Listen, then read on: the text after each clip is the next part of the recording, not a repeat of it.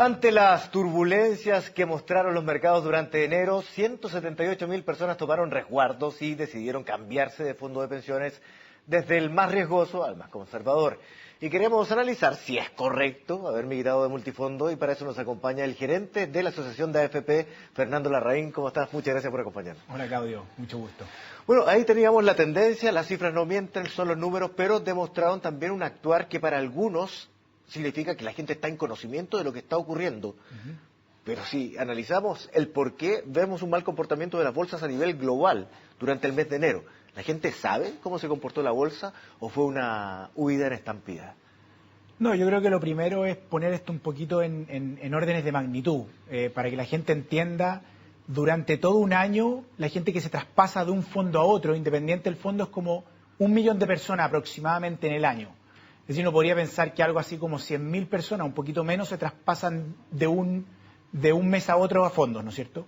Efectivamente, la cifra de enero es una cifra alta, en donde claramente cuando los medios de comunicación principalmente ponen estos temas en noticia, las personas que se nutren de la información ven que efectivamente los mercados están malos y en reacción a eso, de manera rápida, ¿no es cierto?, deciden tratar de resguardarse en algún fondo que es un poco más conservador. Sí, yo te preguntaba por el comportamiento de las bolsas a nivel global, la de Estados Unidos, el Dow Jones, etcétera, pero lo que parece que pudiese haber entrado más en el conocimiento de la gente y que provoca este tipo de reacción es que la mayoría de los fondos en ese periodo perdió casi todo lo ganado en 2015, cuestión que fue ampliamente publicado. Sí, no, es correcto. En el fondo lo que pasa es que como los multifondos en Chile se comportan de alguna u otra forma parecido a las bolsas internacionales, ¿no es cierto?, con ciertos matices. Cuando a las bolsas internacionales les va mal, claramente a los multifondos también les va mal.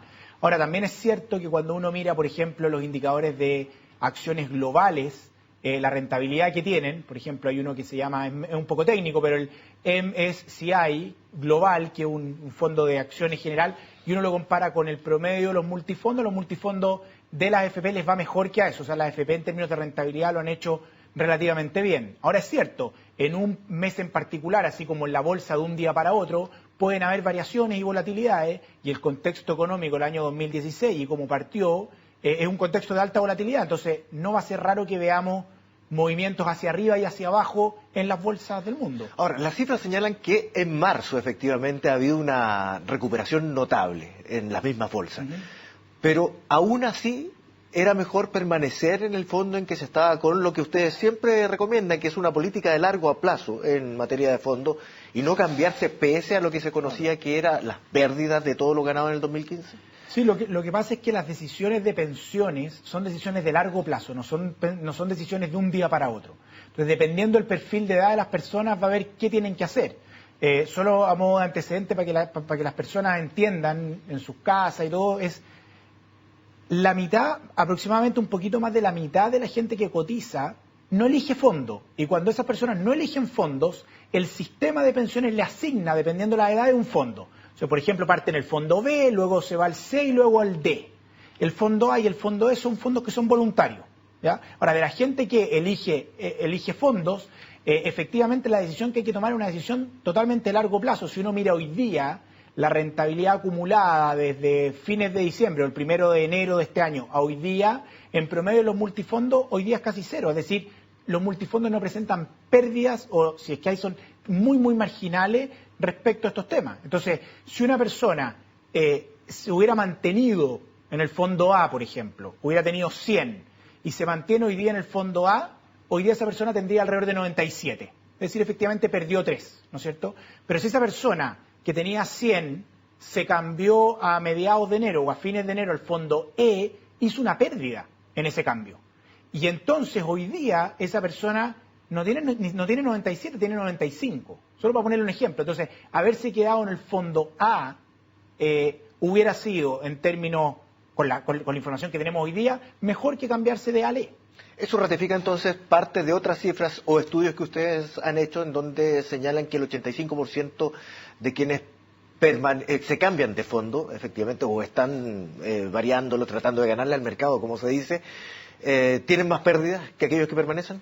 Sí, claro, este es un estudio que hizo la Superintendencia de Pensiones, no lo hicimos nosotros. La Superintendencia de Pensiones tiene un estudio que ha demostrado que aquellas personas que tratan de ganarle permanentemente al mercado finalmente no le terminan ganando porque no tienen información perfecta y les conviene mantener un patrón de comportamiento mucho mejor, que es más de largo plazo en el fondo. Estos son los temas especulativos, esto es como, en el fondo esto es una analogía un poco distinta, pero es lo que le pasó a bastante gente con el tema de asset inversions, que creyeron que le podían ganar al mercado con rentabilidades muy superiores a lo que realmente es, y la verdad es que esos son casos muy difíciles de lograr. Pero eso es una crítica también a estas empresas que han surgido durante los últimos años y que prometen mejores rentabilidades. Sí, claro, de todas maneras. Acá hay un tema que es de todos, de los medios de comunicación, de las empresas, del gobierno, de entregar buena información. Nosotros hoy día, la Asociación de FP, estamos en un trabajo muy fuerte de educación previsional, de que la gente entienda de mejor forma dónde están sus recursos, porque la verdad es que cuando uno habla de rentabilidad, no toda la gente lo entiende.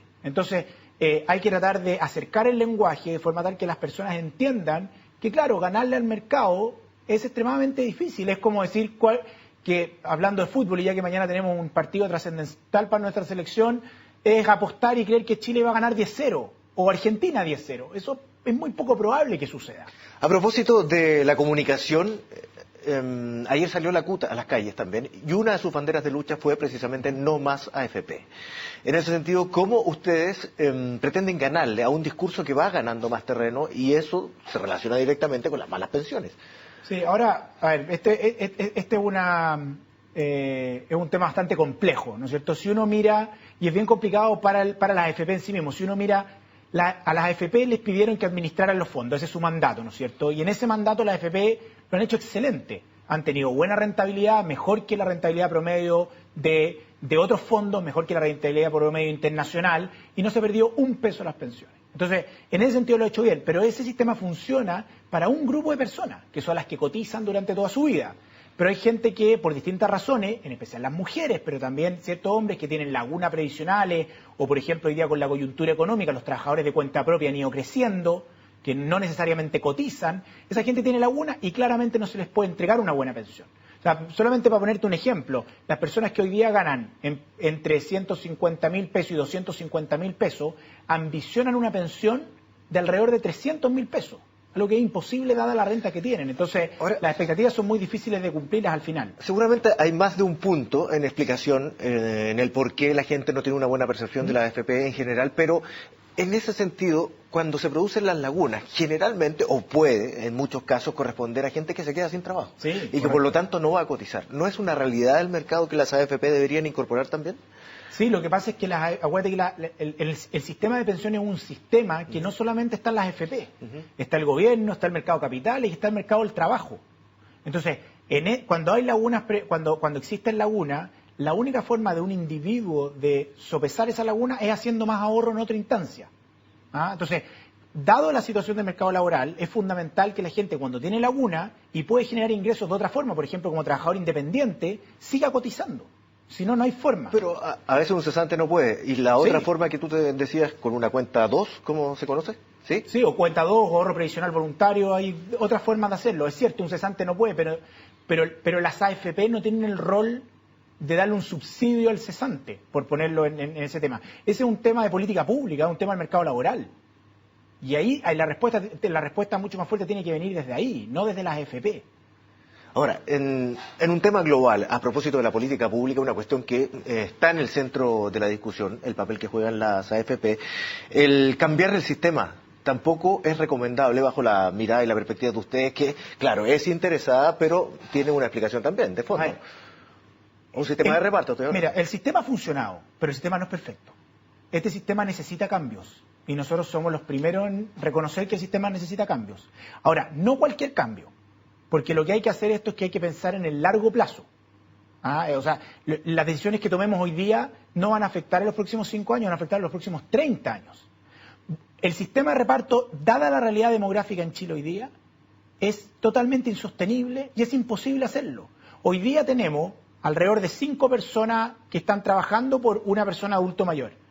En las estadísticas que hay en 20 años más es que vamos a tener 1,8 a 1. Entonces esto es una pirámide que no va a poder entregarle los recursos hacia adelante. Por lo tanto, hoy día, en términos demográficos, el sistema de reparto no es sostenible. Y si uno mira las crisis en Europa y mira los debates que hay hoy día en países desarrollados, justamente están tratando de movilizar y cambiar a ciertos sistemas que hagan que esto sea sostenible en largo plazo. El sistema de reparto no es sostenible. Ahora, eso no significa, de nuevo, Claudio, aquí hay que hacer cambios.